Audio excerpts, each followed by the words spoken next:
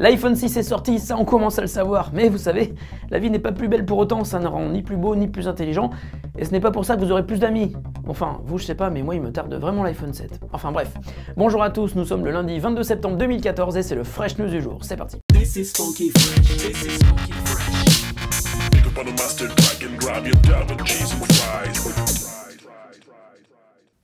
Vous avez sans doute tous vu cette image du tout premier acheteur de l'iPhone 6, ça se passe en Australie, qui devant les caméras de la télé a ouvert la boîte de son iPhone et l'a fait malheureusement tomber par terre. Pouf! Lui n'a pas eu de chance, mais d'autres ont voulu faire le crash test de l'iPhone 6 volontairement. À peine sorti, voilà déjà que le dernier bébé de Apple passe le test de résistance. Plusieurs sites l'ont déjà fait et le verdict semble être le même un peu partout. L'iPhone 6 est un peu plus solide que les précédents modèles, même si l'écran se casse toujours lorsqu'il tombe face contre terre. L'iPhone 6 Plus, lui, semble un peu plus fragile, sans doute dû à son écran plus grand, et il se casse même s'il ne tombe pas du côté de l'écran, c'est plutôt inquiétant. On remarquera également qu'une fois plongé dans l'eau, le nouvel iPhone en ressort indemne.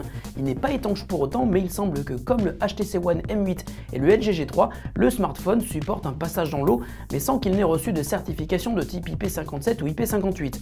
Si vous avez acheté votre iPhone 6 ou 6 Plus, évitez évidemment de refaire la même chose à la maison. Et si le nouvel iPhone vous intéresse, nous avons publié un test en vidéo, on vous remet le lien, et cet après-midi, nous publierons un article assez complet et illustré de jolies photos où nous vous donnerons un avis encore plus complet après 3 jours d'utilisation des deux jolis joujoux de Apple. 35 ans après que l'homme ait posé le pied sur la Lune pour la première fois, des théories tentent encore de prouver que l'alunissage n'a jamais eu lieu et que ce que nous avons vu en image n'était en fait qu'une scène tournée en studio et qu'elle était même dirigée par Stanley Kubrick. Depuis 35 ans, il y a donc ceux qui y croient et ceux qui pensent que la NASA a tout imaginé pour devancer les Russes. Et parmi les arguments de ceux qui croient au fake, une photo où l'on voit Buzz Aldrin, le second astronaute, poser le pied sur la Lune. Pour ceux qui soutiennent la théorie du complot, la manière dont il est éclairé est totalement impossible et prouverait bien que des spots de studio étaient bien braqués sur lui.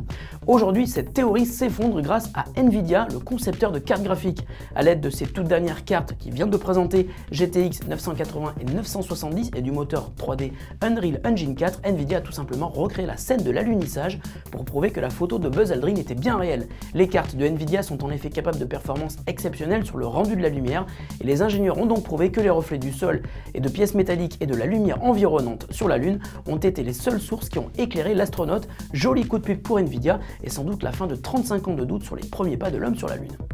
La sortie de iOS 8 la semaine dernière a fait râler pas mal d'utilisateurs et on comprend. iOS 8 demande en effet plusieurs gigas d'espace libre sur son smartphone ou sa tablette afin de pouvoir être installé.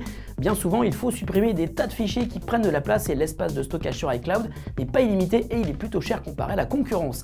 Microsoft, qui peine toujours face à Dropbox, à Box ou à Google Drive, a souhaité rebondir sur l'événement et a annoncé ce week-end offrir 15 gigas d'espace disque supplémentaire gratuit sur OneDrive pour tous les possesseurs d'appareils sur iOS qui téléchargeront son appli avant le 30 septembre. Ainsi, OneDrive propose désormais 30 Go de stockage gratuit pour les utilisateurs d'iPhone, d'iPod Touch ou iPad.